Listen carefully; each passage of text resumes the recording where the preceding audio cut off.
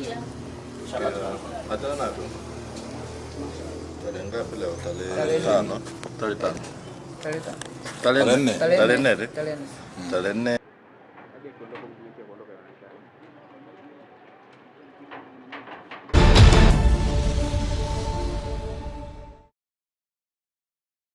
Kwa majina naitwa Daniel Iboke, ni mratibu wa kodi za pango la ardhi pamoja na makusanyo mengine kwa mkoa wa Tabora. Niko hapa kuendelea kuwakumbusha wananchi ambao ni wamiliki wa viwanja ndani ya mkoa wa Tabora kwa halmashauri zote 8 kwa tunaendelea na zoezi la kukusanya, kupitia na kusambaza kwa wadaiwa wote wa madai ya kodi ya pango la ardhi ambao wamelipikiza madeni. Mfano mzuri amezungumza mtu wetu wa kwanza, mwananchi wa kwanza ambaye alieleza anadaiwa, tumempatia bili yake ambayo ni kiasi kikubwa kidogo cha kodi anachodaiwa na ambao ni eneo hili ambalo tunafanyia mazungumzo. Kwa hiyo tunazunguka maeneo mengi. Kazi hii inafanywa na watu wote management ya mkoa, kwa maana wapo msajili wa hati mkoa pamoja na mthamini mkoa, mpima mkoa na maafisa wengine kutoka ofisi ya kamishna.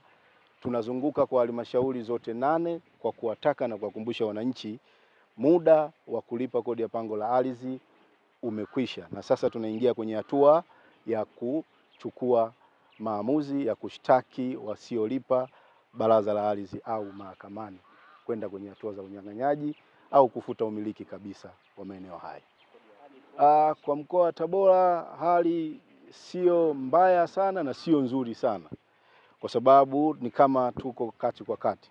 Mkoa wetu umepewa lengo la kukusanya bilioni 4 kwa maana ya mkoa mzima, na mpaka sasa hivi kwa wananchi waliolipa kulinganisha na wamiliki wa viwanja, mkoa wa Tabora una zaidi ya wamiliki wa viwanja 100,000 na kidogo.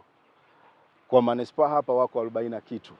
Kwa halmashauri zingine kwa mfano Igunga wako wamiliki wa viwanja 36,000 na kidogo. Kwa hiyo kwa wananchi 100,000 na kiasi wanaolipa kabisa hawazidi wananchi 28,000 na kidogo, ambao sisi bado ni asilimia ndogo sana, ni kama asilimia 25 ya wananchi wote wanaolipa kwenye mkoa. Kwa hiyo wako wananchi wengi hawalipi. Kwa hiyo hali yake ilivyo, kwa lengo letu mpaka sasa tumekusanya kiasi cha bilioni 2 ambao ni kama asilimia 50 ya lengo ambalo tumepewa. Kwa hiyo bado tunaendelea kusisitiza na kuwakumbusha wananchi walipe kodi ya pango la ardhi. Ninaomba kuelekeza kwa wataalamu wenzetu wote, waratibu wa wilaya ambao wapo huko, zoezi linaendelea, sio kuwa ndo tumeanza, kwa maana wahakikishe kwa wadaiwa sugu wa kodi ya pango la ardhi, taasisi binafsi, makampuni, mashirika ya umma, wote kwa pamoja na wamiliki wa viwanja, mashamba kwa pamoja wanawajibika kulipa kodi ya pango la ardhi kwa mujibu wa fungu namba 35 sheria ya ardhi sura namba 113 rejeo la mwaka 2023. Wao wafuate, wasisite, wapewe bili zao za madai kama sisi tunavyoendelea na zoezi hili hapa manispaa ya Tabora, kuhakikisha kwamba muda wa siku 14 bili hizo zikishaisha wafunguliwe mashtaka. Na hii itaenda sambamba na wale ambao hawajaendeleza viwanja vyao, kwa sababu wako wengine hawalipi kodi na hata viwanja hawaendelezi. Nao pia watapewa bili zao na viwanja hivyo vitafutwa umiliki wao kwa kosa hilo la kutolipa kodi ya pango la ardhi. Yaani kufuta umiliki kuna taratibu wake, kuna procedure ambazo zipo kwa mujibu wa sheria. Cha kwanza wanasema peleka ilani. Ndio cha kwanza kabisa. Peleka ilani. Kuangalia ni vitu gani ambavyo vimevikiuka kwenye hati miliki yake. Kwa mfano kama saizi ni zaidi ya ilani kama 700 ambazo zimeshapelekwa, zimeshasambazwa kuwakumbusha watu kulipa kodi ya ardhi. Lakini tunapopita kusambaza hizo ilani, tunaenda sambamba na kuangalia ni sababu gani, yaani sababu nyingine ipi ambayo mwananchi amekiuka masharti ya umilikaji ardhi. Kuna wengine amepewa kiwanja lakini hajaendeleza. Kwa hiyo tunaongezea katika sababu kuto kulipa kodi, kuto kuendeleza, naongeza sababu nyingine. Kwa hiyo kuna wengine ambao zinaandaliwa ilani pia za kufuta. Kuna ilani za kudai kodi ya ardhi, lakini kuna ilani za onyo kumkumbusha mwananchi wajibu wa kulipa kodi na kuendeleza nini kiwanja chao. Kuna ilani za aina mbili, kwamba kishakatwa kwenye umeme anajua nimelipa kodi ya ardhi. Hapana, ardhi wana mfumo wake. Wakikupa hati miliki kuna masharti yake mle ndani. Kwa mkoa wa Tabora tumeendelea kuendesha kuanzia wiki iliyopita, tunaendesha pia. Lakini katika zoezi hili pia tunaenda sambamba na kutoa ilani za madai ya kodi ya ardhi, kwamba tuna jumla, kwa mfano manispaa ya Tabora, zoezi la umilikishaji jamani ni endelevu. Ardhi yetu tuliyokuwa nayo ni kubwa mno, asilimia kubwa haijafanya nini, haijamilikishwa. Kwa hata ninapoongea hapa saizi kule ofisini, taratibu za kumilikisha watu ardhi zinafanya nini, zinaendelea. Lakini tuna jumla ya viwanja kama 47,000 ambavyo tayari tumeshamilikisha. Lakini ukienda kwenye mfumo, kwenye viwanja hivyo 47,000 haizidi yani ulipaji wa kodi umekuwa chini sana.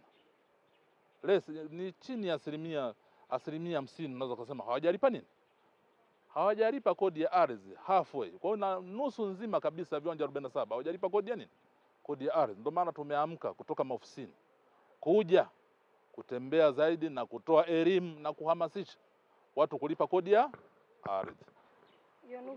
Natoa wito tu kwamba kama nilivyoanza kueleza mwanzo kwamba ardhi ni rasilimali adhimu. Sawa? Ukishapata fursa ya kumiliki ardhi, ili kujihakikishia umiliki wako ni pamoja na kulipa kodi ya ardhi. Kwa hiyo ni wananchi wa Tabora, manispaa ya Tabora na Tabora nzima kwa ujumla, tuzingatie vipengele ambavyo viko kwenye hati miliki ambavyo vinataka kila mmiliki wa ardhi alipe kodi ya ardhi kwa wakati. Hii itamsaidia hata mwananchi mwenyewe.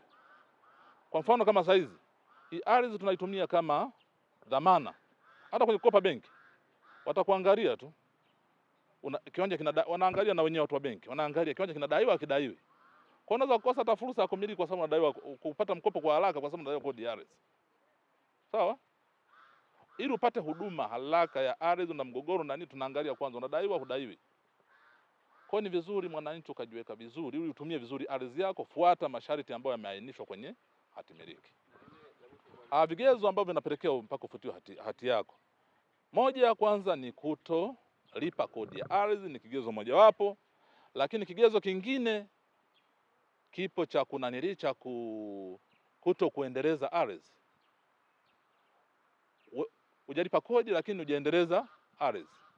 Tunakuambia uendeleze ardhi ndani ya miezi 36 tangu unavyopewa. Lakini mwananchi tangu apewe labda miaka 10 mingapi hajaendeleza, mpaka sometime baadhi ya ardhi zinaleta kero kwa majirani. Hiyo inapelekea, ni sababu tosha sana kumshawishi Mheshimiwa Rais aweze kurevoke hiyo kwamba huyu mtu tulimpa fursa ya kumiliki ardhi lakini hazingatii yale masharti. Kwa hiyo ni sababu hizo, sababu kuu mbili. Zipo zingine, kwa mfano kutelekeza kiwanja kama nilivyosema, zote zinapelekea kufuta, zinakupelekea wewe mmiliki wa ardhi kufutiwa miliki yako, ni sababu tosha.